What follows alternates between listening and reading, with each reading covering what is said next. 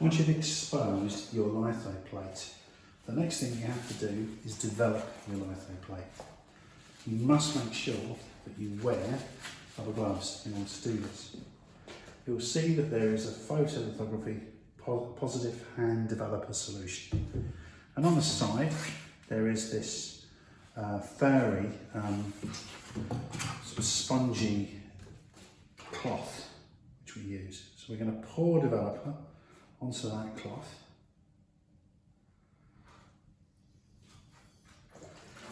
And then we're going to rub this over the surface of our plate. And you'll start to see how the image starts to come through. You want to make sure that you cover all of the plate. It's a really good idea to leave your plate slightly hanging over this corner in order for you to be able to remove the plate, otherwise it can stay in position. You don't want to rub too hard. You're making a kind of fairly consistent rubbing motion over the surface, making sure you're developing all the plate for about 40 seconds.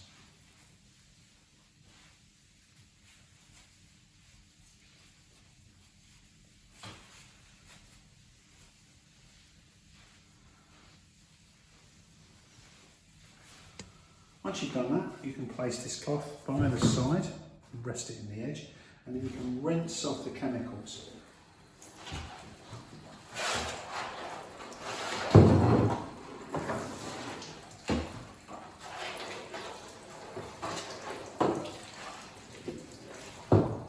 Rinse it on both sides, and then the chemicals in the back of your plate. Now once you've finished that, you can squeegee off the excess water. Make it easy to dry. Leave that there for a second. I'm just going to rinse my gloves. Make sure that there's no chemical left on there. Glove on the side. And the next job is to gum up my plate. Once our plate's been developed, and we've cleaned off the excess moisture, you need to dry the plate first of all, so we can do that with a hairdryer.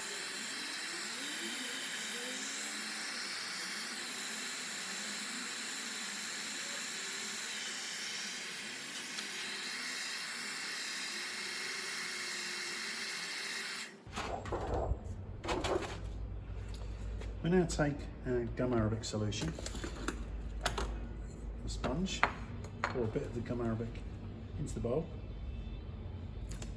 Then we take the sponge. We now cover the plate with the gum arabic.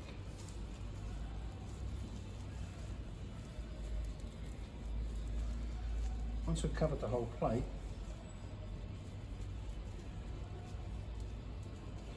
we're then going to buff off the excess gum arabic with one of these blue cloths.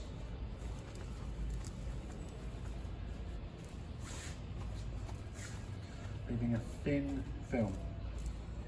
And we need to leave the plate for about 7 minutes before we're ready to ink up.